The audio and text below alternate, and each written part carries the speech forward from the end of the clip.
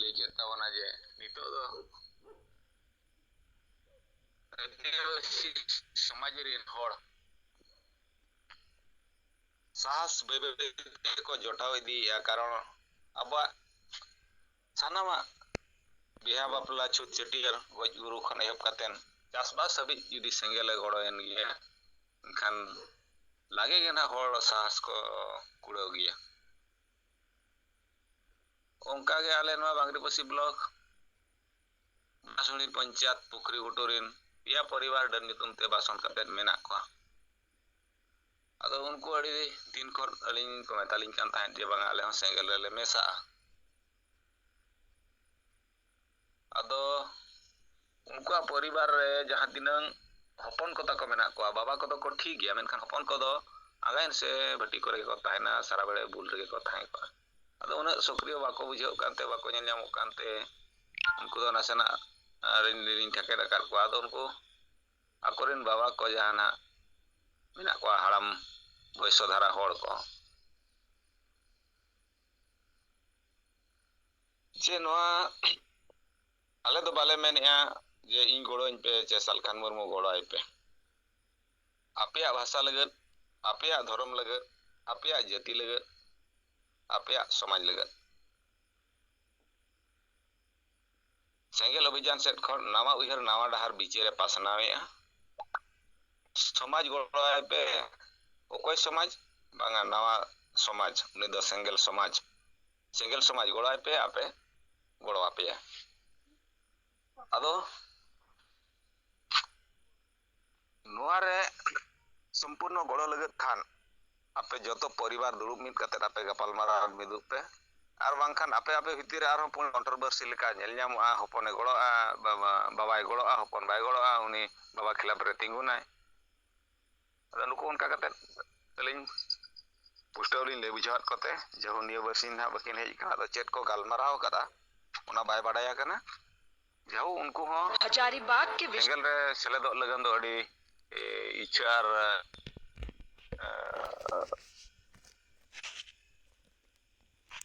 iche mane mesar na iche mena menkan ako talare sudharo lagti mena jaha ko परिवार re badi ja chalak kan apya परिवार बापे सुधर लेन खान समाज चल कर सुधरा अदो नो नोंका पिया परिवार कथा लिन ले किया आर सरीगे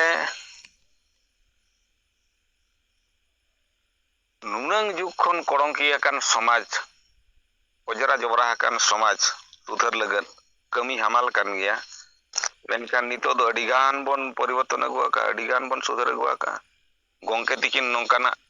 समाज रे बोम लेकान कथा किन ओडोका नोआ अडी गोंके तिकिन अडी सारावान कथा कारण समाज रिन होड़ नोंकाना झारखंड के अपराध बिचार बांग एमा को खान उनको बिचार बाको इदी दाड़िया तलारे अडी बिरुद चला कान थान हडी चितान रेना बिरुद मेनखान हडी रेना बिरुद हो को नितो दो बय बयते नसम इदीना नरम इदीना ओना तायम बासंत रेना मामला हडी मारंग ते चला कान थान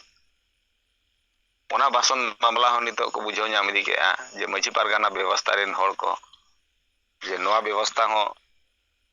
संविधान आईन लेका ते दो गलत गिया बगिया नोआ आव बनुआन अदो जहु होड़ एड़े को लेका किछु दिन ना को चलू हतार गया अदो आबो नासेना बन सक्रिय ᱧᱚᱜ गावनाते ओना तुलुज रे इनंग खान गे अलिन लिन उयहरिया जुदी 2022-23 लेका रेज तेबन कमी दाड़िया नितो हो सानाम अयुरिया नेता को सक्रिय लेका तेबन कमी दाड़िया एनखान 2026 ते दो अडिगान परिवर्तन बन अगु दाड़िया अलिन नोका लिन नेल ᱧᱟᱢᱮया 2026 ते दो मची पारगाना रिन व्यवस्था रिन होड़ ओकोय मजी हो बाको रेबेना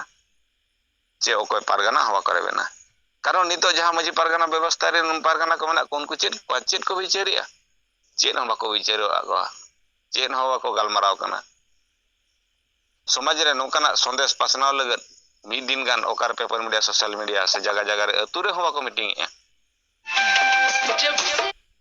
जब बांचाव लेखन चेत को कमी लिखा दो बा समाज बांचावा ᱟᱫᱚ ᱡᱟᱜᱟ ᱡᱟᱜᱟ ᱨᱮᱞᱤᱧ ᱧᱮᱞ ᱠᱚᱣᱟ ᱱᱚᱣᱟ ᱟᱞᱮ ᱮᱨᱤᱭᱟ ᱠᱚᱨᱮ ᱡᱟᱦᱟᱸ ᱛᱤᱱᱟᱹᱜ ᱯᱟᱨᱜᱟᱱᱟ ᱢᱟᱦᱚᱞ ᱨᱤᱱ ᱯᱤᱲ ᱯᱟᱨᱜᱟᱱᱟ ᱠᱚ ᱢᱮᱱᱟᱜ ᱠᱚᱣᱟ ᱩᱱᱠᱩ ᱫᱚ ᱢᱮᱱᱟᱜ ᱠᱟᱛᱮ ᱢᱮᱱᱟᱜ ᱠᱚᱣᱟ ᱚᱠᱚᱭ ᱠᱚ ᱵᱟᱲᱟᱭ ᱠᱚᱣᱟ ᱵᱟᱠᱚ ᱵᱟᱲᱟᱭ ᱠᱚᱣᱟ ᱡᱩᱫᱤ ᱵᱤᱱ ᱧᱮᱞ ᱧᱟᱢ ᱠᱚᱣᱟ ᱩᱱᱠᱩ ᱢᱟᱹᱡᱷᱤ ᱯᱟᱨᱜᱟᱱᱟ ᱵᱮᱵᱚᱥᱛᱷᱟ ᱨᱤᱱ ᱦᱚᱲ ᱫᱚ ᱠᱮᱵᱚᱞ ᱡᱟᱦᱟᱸ ᱨᱮ ᱠᱩᱲᱤ ᱠᱚᱲᱟ ᱜᱟᱞᱢᱟᱨᱟᱣ ᱦᱩᱭᱩᱜᱼᱟ ᱚᱸᱰᱮ ᱠᱚ ᱯᱟᱨᱜᱟᱱᱟ ᱵᱟᱲᱟ ᱧᱚᱜᱚᱜᱼᱟ ᱚᱸᱰे ᱫᱚ ᱥᱟᱸᱜᱮ ᱦᱚᱲ ᱠᱚ ᱡᱟᱨᱣᱟᱜ ᱛᱮ ᱩᱱᱠᱤᱱᱟᱜ ᱰᱟᱸᱰᱚᱢ ᱠᱚ ᱰᱟᱸᱰᱚᱢ ᱵᱮᱵᱚᱥᱛᱷᱟ ᱠᱚᱠᱚ ᱵᱮᱱᱟᱣᱟ ᱟᱨ ᱠᱚ ᱰᱟᱸᱰᱚᱢᱮᱭᱟ ᱱᱚᱝᱠᱟ ᱫᱷᱟᱨᱟ ᱧᱮᱞ ᱧᱟᱢᱚᱜᱼᱟ ᱟᱫᱚ ᱥᱚᱢᱟᱡᱽ ᱨᱮᱱ ᱚᱱᱟ ᱠᱚ ᱚᱵᱷ्যাᱥᱟ ᱚᱱᱟᱜᱮ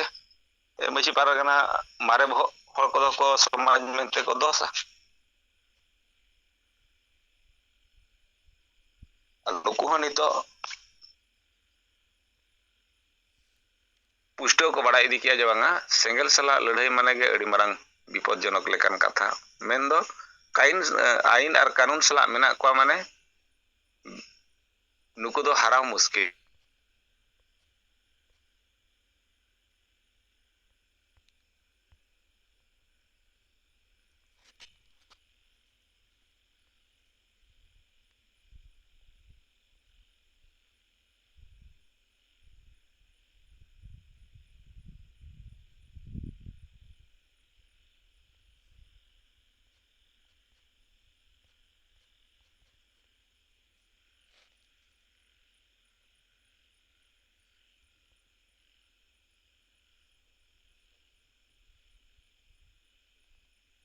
ᱠᱟᱛᱮ ᱜᱮ ᱫᱚᱦᱚ ᱟᱠᱟᱫ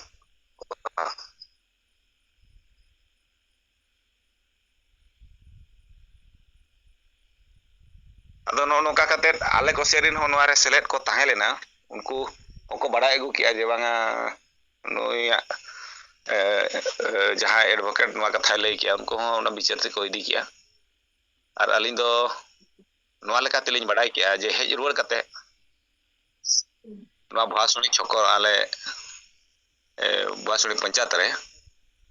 ᱵᱷᱟᱥᱩᱱᱤ ᱪᱚᱠᱚ ᱵᱟᱡᱟᱨ ᱞᱮᱠᱟ ᱢᱮᱱᱟᱜᱼᱟ ᱚᱸᱰᱮ ᱟᱹᱞᱤᱧᱟᱜ ᱫᱚᱠᱟᱱ ᱦᱚᱸ ᱢᱮᱱᱟᱜᱼᱟ ᱚᱸᱰᱮ ᱠᱚ ᱜᱟᱞᱢᱟᱨᱟᱣ ᱠᱟᱱ ᱛᱟᱦᱮᱸᱱ ᱢᱤᱫᱴᱟᱝ ᱪᱟᱭ ᱫᱚᱠᱟᱱ ᱨᱮ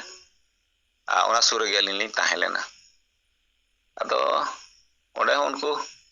ᱟᱹᱰᱤ ᱦᱚᱯᱞᱮᱥ ᱠᱟᱛᱮᱫ ᱠᱚ ᱨᱚᱲᱮᱱᱟ ᱡᱟᱦᱳ ᱵᱟᱨᱭᱟ ᱯᱟᱨᱜᱟᱱᱟ ᱞᱮᱠᱟ ᱠᱤᱱ ᱛᱟᱦᱮᱸ ᱞᱮᱱᱟ ᱯᱟᱨᱜᱟᱱᱟ ᱫᱚᱠᱤᱱ ᱵᱟᱝ ᱠᱟᱱᱟ ᱩᱱᱠᱤᱱ ᱫᱚ ᱨᱮᱴᱚᱨ ᱮᱥᱳᱥᱤᱭᱮᱥᱚᱱ ᱨᱮᱱ ᱪᱤᱞᱤ ᱠᱟᱱᱟ ᱠᱤᱱ ᱛᱟᱨ ᱚᱱᱠᱟ ᱢᱮᱱᱟᱜ ᱠᱤᱱᱟ ᱟᱫᱚ ᱱᱚᱜᱼᱚ ᱱᱚᱝᱠᱟ ᱠᱟᱛᱷᱟ ᱟᱵᱚ ᱩᱰᱤᱜᱟᱱ ᱱᱮᱛᱟ ᱜᱚᱝᱠᱮ ᱛᱟᱹᱠᱤᱱ ᱠᱤᱱ ᱵᱮᱱᱟᱣ ᱠᱮᱫ ᱵᱚᱱᱟ ᱩᱰᱤᱜᱟᱱ ᱵᱤᱪᱟᱹᱨ ᱠᱤᱱ ᱥᱟᱯᱲᱟᱣ ᱟᱠᱟᱫ ᱵᱚᱱᱟ ᱢᱮᱱᱠᱷᱟᱱ ᱱᱤᱭᱟᱹ ᱵᱤᱪᱟᱹᱨ ᱜᱮ ᱥᱟᱱᱟᱢ ᱯᱟᱲᱟ ᱵᱚᱱ ᱯᱟᱥᱱᱟᱣ ᱥᱟᱱᱟᱢ ᱯᱟᱲᱟ ᱵᱚᱱ ᱠᱟᱹᱢᱤ ᱞᱮᱠᱷᱟᱱ ᱜᱮ 2024 ᱛᱮᱫᱚ ᱟᱹᱰᱤ ᱜᱟᱱ ᱵᱚᱱ ᱯᱚᱨᱤᱵᱚᱨᱛᱚᱱᱟ ᱟᱫᱚ ᱢᱟ ᱟᱹᱰᱤ ᱜᱟᱱ ᱥᱚᱢᱚᱭ ᱠᱚᱦᱚᱸ ᱦᱩᱭ ᱤᱫᱤᱭᱮᱱᱟ ᱵᱟᱵᱚ ᱨᱚᱲᱮᱫ ᱛᱮ ᱱᱚᱣᱟ ᱠᱚ ᱠᱟᱛᱷᱟ ᱞᱤᱧ ᱞᱟᱹᱭ ᱧᱚᱜ ᱠᱮᱜᱼᱟ ᱟᱫᱚ ᱥᱩᱠᱮᱱᱫᱨᱚ ᱢᱩᱨᱢᱩ ᱜᱚᱢᱠᱮ ᱢᱟᱹᱭᱤᱠ ᱵᱤᱱ ᱠᱷᱩᱞᱟᱹᱣ ᱟᱠᱟᱜᱼᱟ ᱡᱩᱫᱤ ᱡᱟᱦᱟᱱᱟᱜ ᱠᱟᱛᱷᱟ ᱠᱚ ᱢᱮᱱᱟᱜ ᱠᱷᱟᱱ ᱟᱹᱵᱤᱱ ᱵᱤᱱ ᱫᱚᱦᱚ ᱫᱟᱲᱮᱭᱟᱜᱼᱟ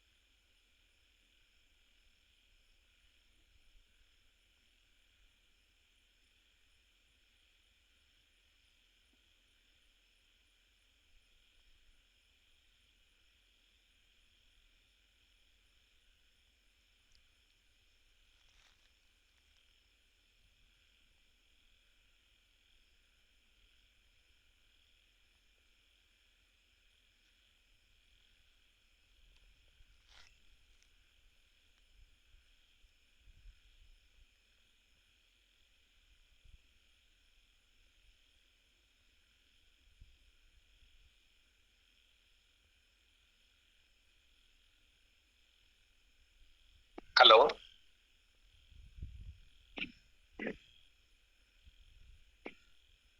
ᱦᱚᱸ ᱜᱚᱝᱠᱮ ᱟᱸᱡᱚᱢᱚᱜ ᱠᱟᱱᱟ ᱦᱮᱸ ᱢᱟ ᱟᱵᱚ ᱡᱩᱢ ᱨᱮ ᱢᱮᱱᱟᱜ ᱠᱤᱱ ᱥᱟহেᱵ ᱟᱨ ᱢᱮᱰᱟᱢ ᱥᱟᱶᱛᱮ ᱥᱟᱱᱟᱢ ᱥᱮᱸᱜᱮᱞ ᱠᱟᱹᱢᱤ ᱠᱚ ᱟᱹᱞᱤᱧᱟᱜ ᱜᱩᱱᱢᱟᱱ ᱢᱟᱱᱚᱛ ᱡᱚᱦᱟᱨ ᱟᱹᱞᱤᱧ ᱢᱚᱝᱜᱚᱞ ᱴᱩᱰᱩ ᱡᱟᱢᱥᱮᱫᱽᱯᱩᱨ ᱡᱷᱟᱲᱠᱷᱚᱸᱰ ᱠᱷᱚᱱ ᱟᱫᱚ ᱨᱤᱯᱳর্ট ᱠᱚ ᱵᱟᱝ ᱠᱷᱟᱹᱛᱤᱨ ᱟᱹᱞᱤᱧ ᱵᱟᱨ ᱯᱚᱫ ᱠᱟᱛᱷᱟ ᱞᱤᱧ ᱫᱚᱦᱚᱭᱟ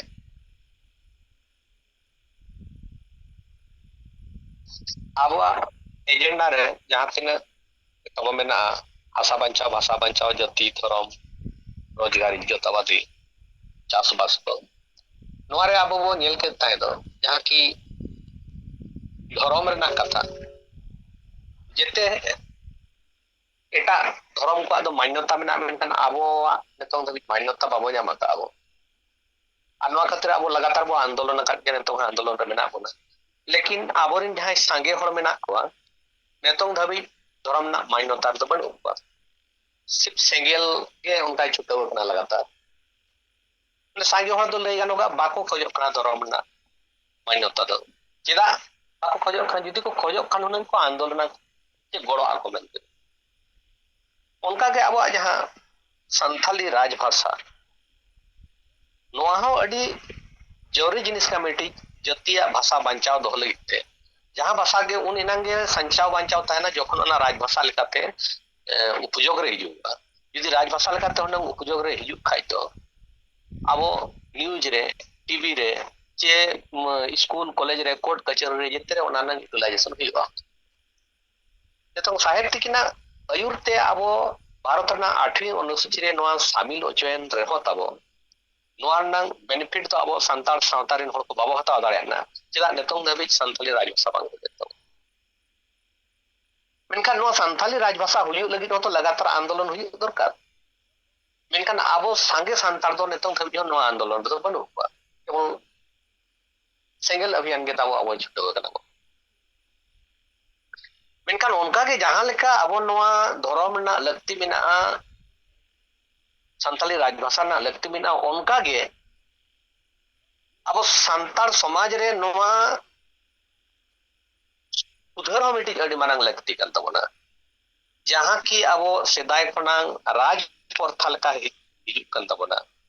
मजी अपन गे मजी कना चाहे उनी ओलो पढ़ाव बड़ाय जे बाय बड़ाय बुलुक आय जे बाय बुलुक आ मैक्सिमम बजल को अडी गान बुलुक को गे मेना मेनखान उनी गे मिटी अतुरनी समाजनी लौड़िया लेका मेनाया उनका मजी मेनाया जहां अडी गान दो संविधान आयन कर बाको बड़ाय को मानव अधिकार हम बाको बड़ाय आ नितो बो नेल दाड़ेया अब लगातार के अब संताल समाज रे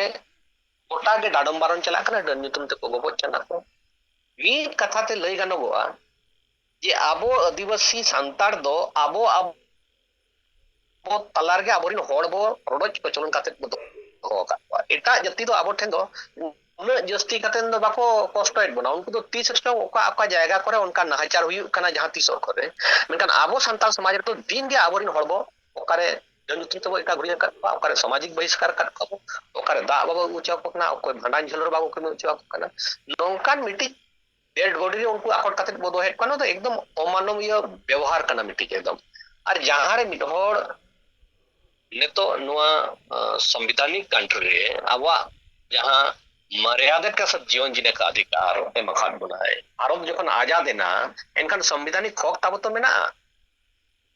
right to live with dignity मेना मेनखान आबो संताल समाज रे उनकान व्यवस्था रे मेना बना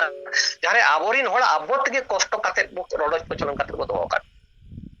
आदो नय जे आबो ना जहां व्यवस्था ताबो मेना का जहां मजी परगना व्यवस्था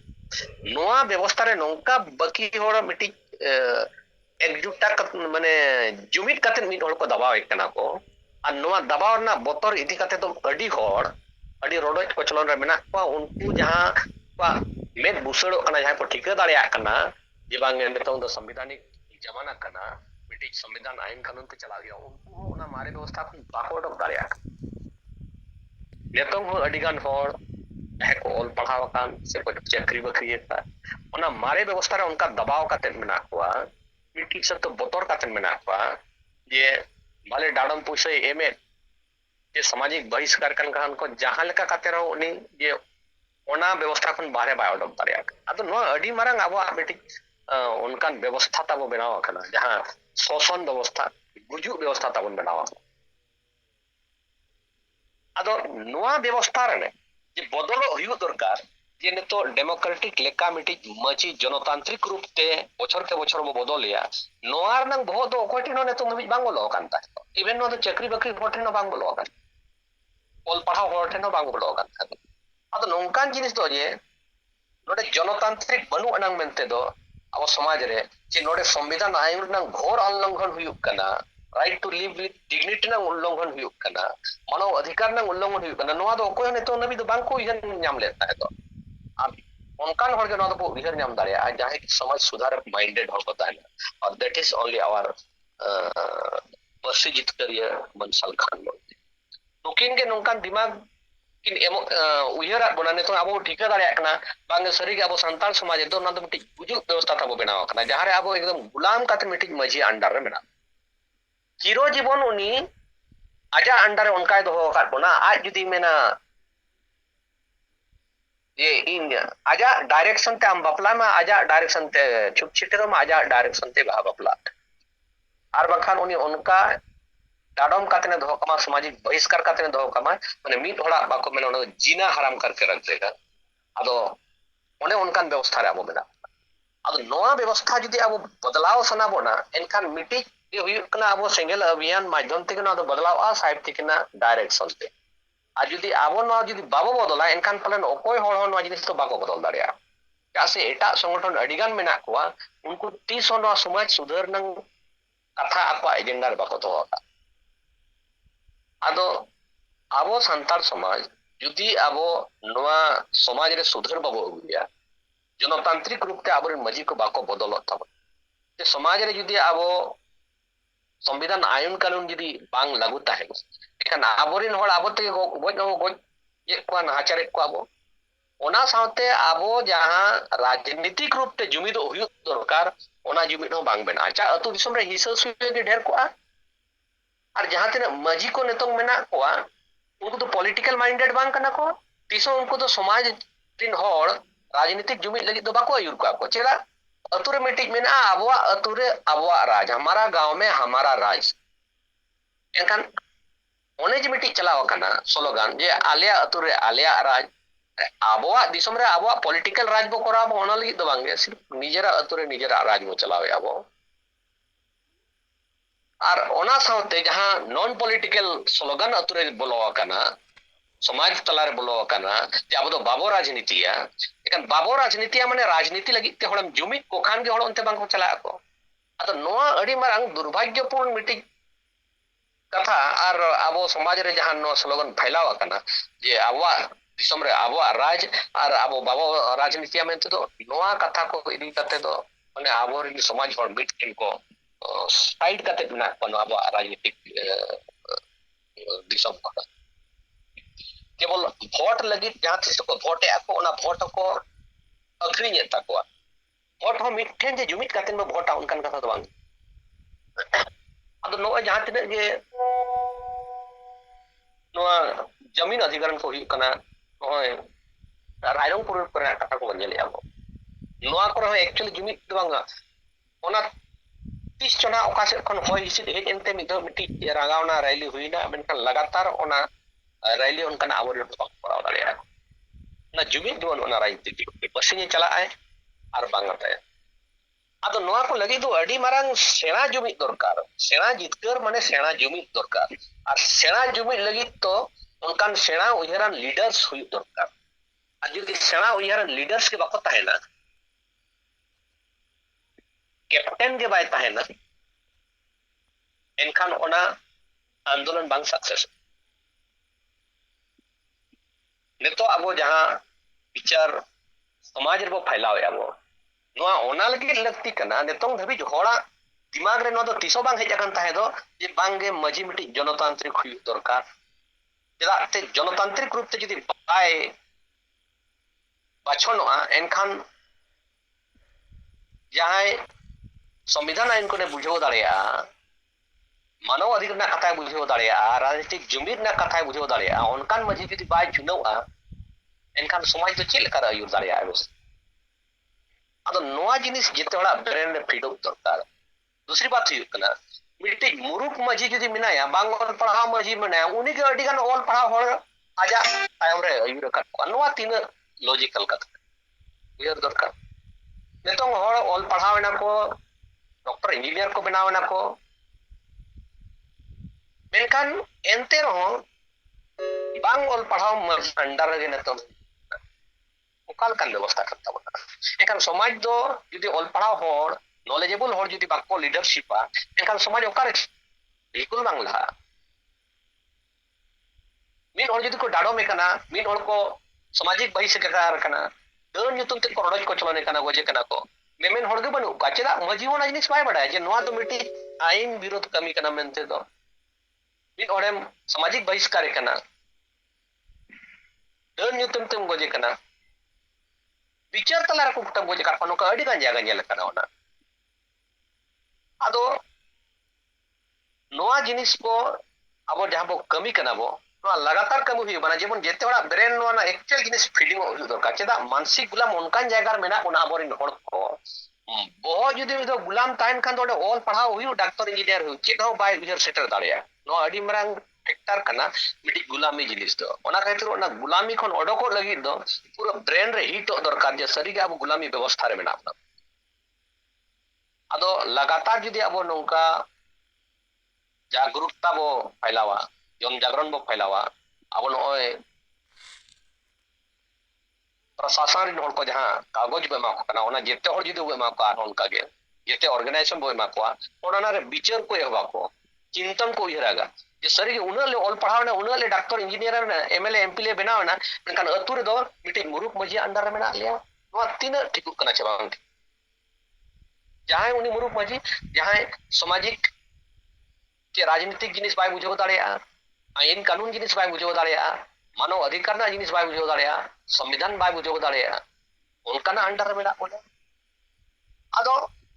नोआ मिटी अब व्यवस्था ना अडी माना दुर्भाग्य जिनिस कना ओना खातिर नोआ नियत अब जनतांत्रिक दरकार आ नोआ लगी अब लगातार अब नोआ जन जागरण फैलाव हुए बना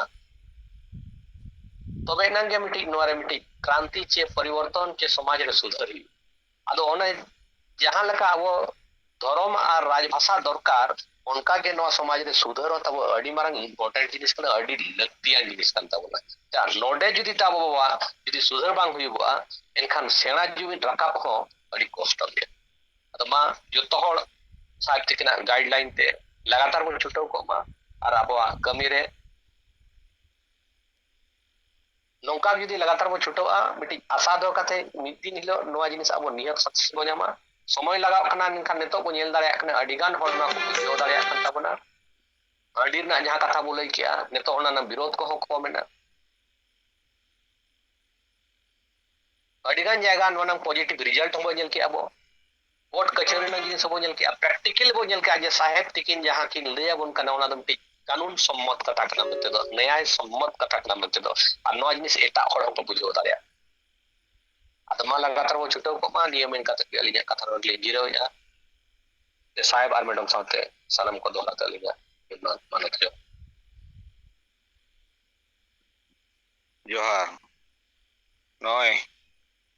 मंगल टुडू गंके तिकिना अड़ी दामान कथा बन आंजम किया अड़ी गान सांगे नेता मेना बना मा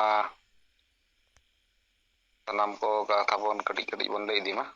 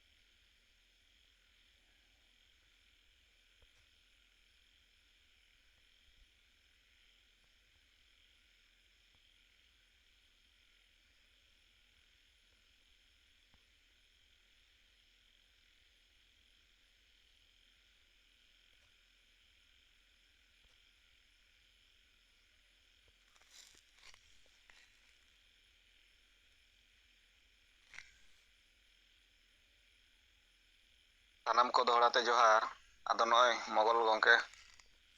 ᱢᱚᱜᱚᱞ ᱴᱩᱰᱩ ᱜᱚᱝᱠᱮ ᱛᱤᱠᱤᱱᱟᱜ ᱠᱟᱛᱷᱟ ᱵᱚᱱ ᱟᱸᱡᱚᱢ ᱠᱮᱜᱼᱟ ᱟᱹᱰᱤᱜᱟᱱ ᱥᱟᱸᱜᱮ ᱱᱮᱛᱟ ᱛᱷᱤᱨ ᱵᱚᱱ ᱛᱟᱦᱮᱸ ᱠᱟᱱᱟ ᱱᱚᱣᱟ ᱟᱹᱰᱤ ᱫᱩᱠ ᱵᱩᱡᱷᱟᱹᱜ ᱠᱟᱱᱟ ᱟᱫᱚ ᱡᱟᱦᱟᱸᱭ ᱠᱚ ᱵᱟᱵᱚ ᱢᱮᱱᱮᱫ ᱛᱮ ᱵᱟᱵᱚ ᱨᱤᱯᱳর্ᱴᱮᱫ ᱛᱮ ᱡᱮ ᱱᱚᱜᱼᱚᱭ ᱡᱟᱦᱟᱸ ᱜᱚᱝᱠᱮ ᱛᱤᱠᱤᱱ ᱠᱤᱱ ᱞᱟᱹᱭ ᱠᱮᱫ ᱡᱮ ᱫᱷᱚᱨᱚᱢ ᱞᱟᱹᱜᱤᱫ ᱡᱩᱢᱤᱫ ᱥᱚᱢᱟᱡᱽ ᱞᱟᱹᱜᱤᱫ ᱡᱩᱢᱤᱫ ᱵᱷᱟষᱟ ᱞᱟᱹᱜᱤᱫ ᱡᱩᱢᱤᱫ ᱟᱨ ᱵᱟᱹᱠᱤ ᱡᱟᱦᱟᱸ ᱛᱤᱱᱟᱹᱜ ᱜᱮ ᱟᱵᱚᱣᱟᱜ ᱢᱮᱱᱟᱜ ᱦᱟᱥᱟ ᱵᱷᱟᱥᱟ ᱡᱟᱹᱛᱤ ᱫᱷᱚᱨᱚᱢ ᱞᱟᱹᱜᱤᱫ ᱡᱩᱢᱤᱫ ᱟᱹᱛᱩ ᱥᱚᱢᱟᱡᱽ ᱨᱮ ᱜᱩᱞᱟᱹᱢ ᱠᱟᱛᱮ ᱢᱮᱱᱟᱜ ᱱᱚᱣᱟ ᱞᱟᱹᱜᱤᱫ ᱟᱡᱟᱫᱚᱜ ᱞᱟᱹᱜᱤᱫ ᱠᱷᱟᱱ ᱜᱚᱝᱠᱮ ᱛᱤᱠᱤᱱ ᱡᱟᱦᱟᱸ ᱡᱩᱢᱤᱫ ᱵᱟᱠᱷᱟᱱ ᱨᱮ 3 ᱱᱚᱢᱵᱚᱨ ᱨᱮ ᱡᱟᱦᱟᱸ ᱠᱤᱱ ᱚᱞ ᱟᱠᱟᱫ ᱥᱟᱯᱛᱟᱦᱤᱠ ᱟᱹᱛᱩ ᱫᱩᱯᱲᱩᱵ ᱱᱚᱣᱟ ᱟᱹᱰᱤ ᱡᱩᱨᱩᱲ ᱞᱟᱹᱠᱛᱤ ᱢᱮᱱᱟᱜᱼᱟ ᱛᱟᱞᱟᱨᱮ ᱜᱚᱝᱠᱮ ᱛᱤᱠᱤᱱ ᱠᱤᱱ ᱞᱟᱹᱭᱮᱫ ᱛᱟᱦᱮᱸᱫ ᱡᱮ ᱥᱚᱢᱟᱡᱽ ᱞᱟᱹᱜᱤᱫ ᱢᱤᱫ ᱫᱤᱱ ᱦᱤᱞᱳᱜ रविवार दो छुट्टी दिन कना ओना दिन रे नियति समय एम कते जुमिदोग लगत दुपुड़ुब दो हुयुग लगती मेना अतु रे सेता 8 बजे खन 9 बजे भितरी रे दुपुड़ुब हुयुग लगती अतु दुपुड़ुब रे अतु रिन सनाम कोड़ा कुड़ी हाड़ाम बुढ़ी आर पठुआ चे गिदरे को सेलेदोग दरकार आर माझी जोग माझी और नायके को नेता को दरकार उन्हें सेटर लगती मेना चेदा चे उनको गे अतुरिन लौड़िया उनको नुआ को कथा नुआ को विचार बाको बड़ाय लेखा उनको लड़ाव रे नोका नितो धबी जहां लका मुश्किल रे मेना कोआ उनका गे आगाम दिन होको तहना मेनखान नुआ विचार को अपना लेखान किसी आको बिदल बांग रहा आकोरेन गिद्रा बिदल रहा नुआ नियति बदलो नेल ᱧᱟᱢᱚᱜ गया तो पठुआ गिद्रा को ओनारे सेलेदो दरकार साप्ताहिक अतु दुपुड़ुब रे अतुरिन जेते होड़ परिवार ठौका अकान ठाव रे को समय रे को सेटरोग मा सप्ताह रे मिद दिन मिद घंटा जेते कमी को बगी कते समाज रे समाज लगे समय एम निहति लगती गुलामी खन आजादोग लगत समाज रे समाज लगे कुसी मनेते मिद चुपुद चावले रहो और बखान कौड़ी रहो 2 टाका 9 टाका नित हबी दो 10 टाका दबी हो किन लईआ तो जहां तिना यथा संभव जाव दो 2 टाका हो ठीक थाहे कान गया जुग जनी रे मेनखान नितो दो 10 टाका ठीक हुआ अदो ना 10 टाका एम लगन होन को रुटुया मिद दिन जेते होड़ ᱧᱟᱯᱟᱢ ᱧᱮᱯᱮᱞ ᱠᱟᱛᱮ ᱦᱤᱥᱟᱹ ᱥᱩᱭᱟᱹ ᱵᱚ ᱪᱟᱵᱟᱭᱟ ᱟᱨ ᱫᱩᱠ ᱥᱩᱠ ᱨᱮ ᱜᱚᱲᱚ ᱜᱚᱯᱚᱲᱚ ᱨᱮᱭᱟᱜ ᱥᱟᱹᱜᱟᱹᱭ ᱵᱚ ᱵᱮᱱᱟᱣᱟ ᱟᱹᱛᱩ ᱫᱩᱯᱲᱩᱵ ᱮᱛᱚᱦᱚᱵ ᱟᱨ ᱢᱩᱪᱟᱹᱫ ᱨᱮ ᱢᱤᱫ ᱵᱟᱠᱷᱮᱬ ᱢᱮᱱᱫᱚ ᱵᱚᱸᱜᱟ ᱵᱩᱨᱩ ᱟᱹᱛᱩ ᱫᱩᱯᱲᱩᱵ ᱟᱹᱭᱩᱨᱤᱭᱟᱹ ᱠᱚ ᱱᱚᱣᱟ ᱠᱚ ᱥᱟᱯᱲᱟᱣᱟ जुमिद बाखेन तायम साप्ताहिक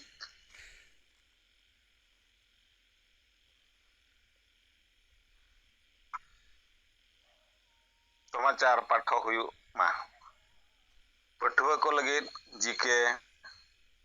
कंपटीशन को हुयु मा आदिवासी चेदा ब तायमो कना चेदा आशा भाषा जाति धर्म एमान जुड़ू को रेजेट बना नितो धबी चेदा सेदा जुग चे मारे जुग रेगे मेना बना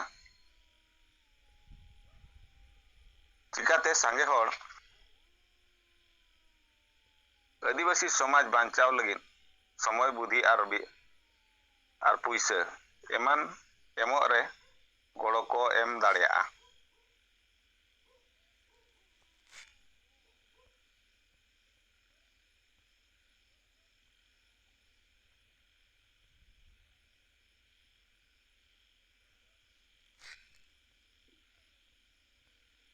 उनकाना विषय रे चर्चा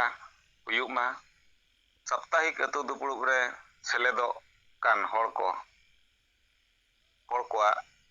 रेकॉर्ड दोहय मा मिटन खाता रे रजिस्टर तहन मा अतु दुपुड़ुब रे सेमिलो तलारे सुख दुख रे गड़ो गपड़ो रिया सगै तलोआ माने तोलाबोन और ओंडे अतु दुपुड़ुब रे ठौका लेनखान अडिगान संगे अडिगान हर हनी नया बुद्धि विचार हनी नया असुविधा हनी नया आटकेटोड़े अनाट नोआ ओंडे समाधान रे बनाव हुई दाड़ेया देश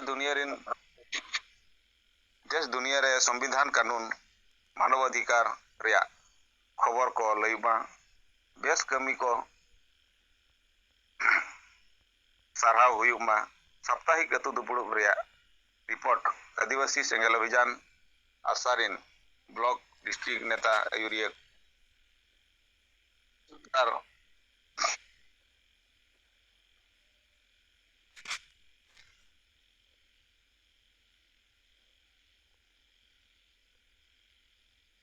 स्टेट रिन आयुरिया को ठेन मंगलवार और केंद्रीय आयुरिया को ठेन बुधवार दबिते सेटेरो दरकार कना रिपोर्ट तीना हड़ को सेलेद एरेना तीना कुड़ी तीना कोड़ा तीना पटुआ तीना चक्रिया आयुरिया को ᱧᱩᱛᱩᱢ चर्चा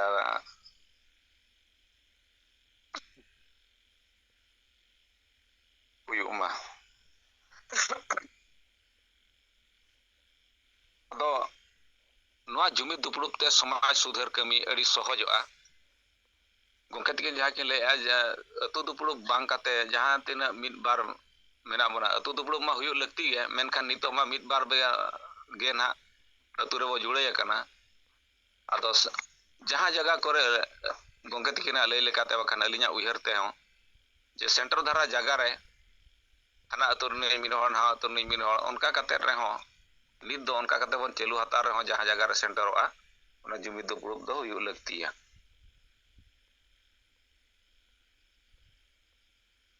और नोआ जुमिद दुपुड़ुब तके समाज रे हर सुधार लगत सहज उपाय कना और नोआ दो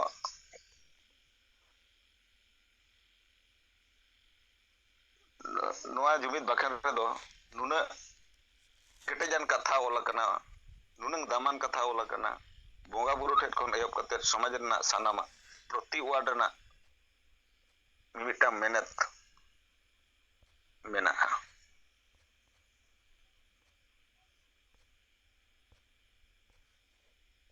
अदो मानवा जुमिद दुपुड़ुब हो सनाम यूरिया नेता कोठेन होने और थान कना नोआ चेक लेकाते बन हुई दाड़ेया सनाम पड़ा रे ओना रना बुद्धि विचार गपालमारा हुयुग मा जगह जगह रे ब्लॉक करे पंचायत करे अदो मा वीडियो खान इन गे रोड़ा कते लिन ता तोड़ कना आरो मा अडिगान संगे नेता मुचेद करे जहां को रिपोर्ट करे ना मेना खान बन आजमा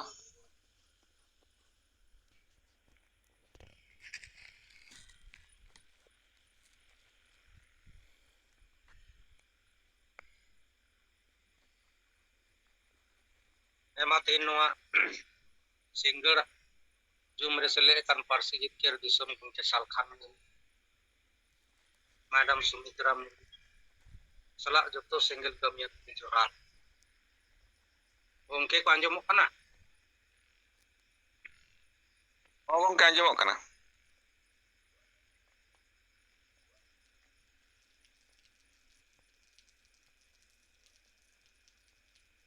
इन देवनारायण मुर्मू पेट्रोवार बोकारो झारखंड आदिवासी सेंगेल अभियान झारखंड पते दतियाच अदो नोय पारोमेन 9 अगस्त विश्व आदिवासी दिवस नोआ करे हो मना हुईना सेंगेल अभियान से और बाकी को संगठन को मनाव के विश्व आदिवासी दिवस अदो अबो से जहां विश्व आदिवासी दिवस हुईना बोकारो रे दो बारटे मनाव हुईना पेट्रोवार रे दो नोरे बान सभागार रे और बोकारो इत्यादि रे जिला अध्यक्ष सुखदेव मुर्मू नेतृत्व रे मनाव हुई और खबर कागज करे हो अबोआ बेस गे हेना जहां को मुद्दा लैते विश्व आदिवासी दिवस रेबन हाईलाइट केदा ओना को छापायन गया बेस की जहां दो अब दो विश्व आदिवासी दिवस तो संकल्प दिवस रूप तेबन मनाव केया और बाकी को संगठन जहां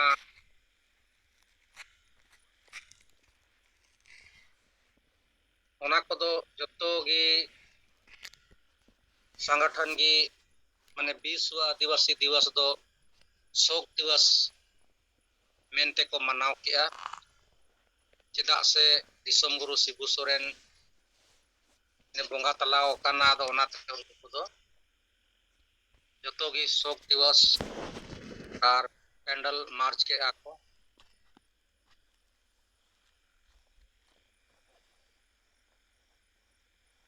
और नोडे चास बोकारो रेदो नुकु कुड़ुंबी समाज से कोई विश्व आदिवासी दिवस मनाव हुईना और उनको दो चास से लेकर के ना पोखरिया मी अतु करना ओंडे हाबी उनको दो पैदल को मार्च केदा और पैदल मार्च करते उनको दो मीटे डिमांड को दोहो किया ये कुड़ुंबी आदिवासी ले बेना मा और ओना लगी गोटा हमको गोटा केदा जे 20 सितंबर रे दो पूरा भारत रे रेल रोड चक्का ले जामा अतो नो नुका उनते खोय दो ने कुड़ुंबी समाज से खोय दो नो नुका और सेंगेल अभियान से खोय एजेंडा चेतान रे नो नुका अब को विश्व आदिवासी दिवस बन मनाव केदा और बाकी संगठन को दो शोक दिवस अदो नोवा को सोशल मीडिया करे नितो चलाक कना कि कुड़ुंबी आदिवासी को बेना लगिया अदो मा नुकु को रोकाव कोआ अदो चे लेकाते को रोका बांग देन बो जुमिदोआ अदो जुमिदो दो को रोड़े दा खाली देन बो जुमिदो और बोन विरोध कोआ नुका हनका लेकिन कोई लहा आए और चे लेका बो विरोध कोआ ओना को दो नित हबी बाको ओलका खाली ओना को भी चला अदो नोए आबोरेन जहां तिना ये सामाजिक संगठन मेना को चाहे तो विश्व आदिवासी दिवस हुयु और बांखाय हुल दिवस हुयु और बांखान नोए ब्लॉक स्तर रे जिला स्तर रे नोआ दिसोम बाहा नको मनावा अदो सांगे हड़बन जावरायन गी दिसोम बांगा बाहा रे दोमे सांगे हड़ को जावराआ पूरा को एने सेरेंग के गी बाहा कना ओनाते मुई कति को होआ को आ थोड़ा चेहरा को चमकाव ñoगा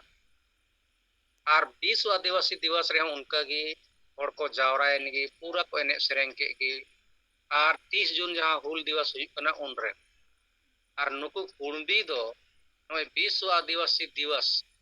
मनाव केदा को और नोआ रे पूरा को एजेंडा को सामान के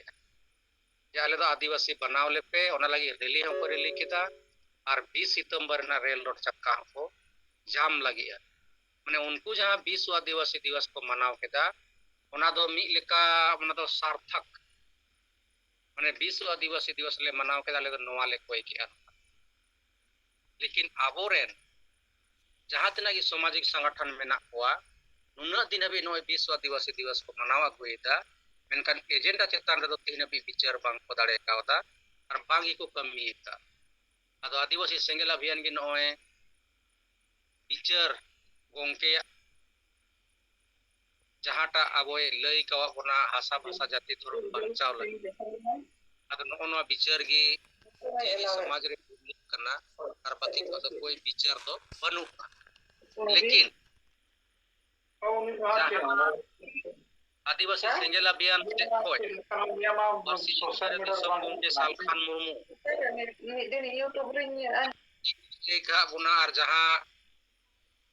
ᱟᱵᱚ ᱵᱚᱱ ᱨᱚᱲ ᱠᱟᱱᱟ ᱱᱤᱛᱚᱜ ᱚᱱᱟ ᱫᱚ ᱥᱚᱢᱟᱡᱽ ᱛᱟᱞᱟ ᱨᱮᱫᱚ ᱜᱩᱨᱞᱟᱹᱜ ᱠᱟᱱ ᱜᱮᱭᱟ ᱪᱮᱫᱟᱜ ᱥᱮ ᱱᱚᱰᱮ ᱟᱞᱮ ᱯᱮᱴᱨᱟᱣᱟᱨ ᱦᱳᱥᱴᱮᱞ ᱨᱮ ᱪᱷᱟᱛᱨᱟᱵᱟᱥ ᱠᱚ